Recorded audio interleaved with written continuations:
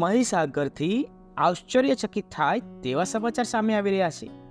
લો બોલો, ઉનાળાની સિઝનની કેરી જે આંબા ઉપર આવી હતી તે આંબા પર જ 2 મહિનામાં ફરી મોર આવ્યો અને ફરી કેરી લાગતા વાડીના માલિક આશ્ચર્યચકિત થયા.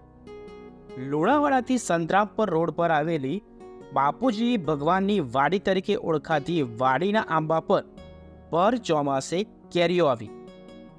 આ કુદરતનો કમાલ કે કળયુગનો પ્રભાવ? ગ્લોબલ વોર્મિંગના કારણે પ્રકૃતિ ઉપર થયેલી અસર તો નહીં હોય ને? આના પહેલાં ક્યારેય આ સમયે આંબા ઉપર ફરી કેરી આવી નથી તેવું વાડીના માલિક જણાવી રહ્યા છે. રોહિતભાઈ ભટ્ટ જેઓ વાડીના માલિક છે, તેઓએ આ વિશે માહિતી આપતા જણાવ્યું હતું કે અહીંયા અત્યારે જે બી આંબો ઉગ્યો છે અને આટલા વર્ષોમાં મેં મારી જિંદગીમાં પહેલીવાર સખત વરસાદની અંદર પહેલીવાર બીજી વાર આવતી કેરીઓ જોઈ આંબા પર. ઉનાળાની કેરીઓ ઉતારી અને તરત પછી ચોમાસામાં પાછો મોર લાગીને ફરીથી કેરીઓ બેસી અને મોટી છે. અને એ નવાઈ છે કે આટલા 2 જ મહિનામાં પાછી ફરીથી કેરીઓ કેવી રીતે ઉગી આની ઉપર. મેં મારી જિંદગીમાં કોઈ દિવસ આ રીતનો આંબો, આ અમારી જમીન છે એ વડીલોપાર્જિત છે.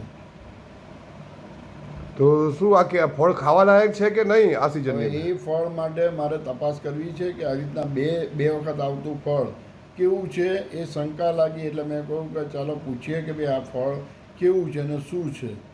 કારણ કે આવી રીતના 2 ને 3 વખત કેરીઓ આવતી હોય તો પછી મારે વિચાર આવ્યો કે ભાઈ આ પહેલાં આની એ તો જોઈએ કે ભાઈ આમાં છે શું આંબાની અંદર, આ ખરેખર કેરીની તત્વો કેવા છે અંદર એ જાણવું છે મારે. આપનું નામ? રોહિત ભટ્ટ.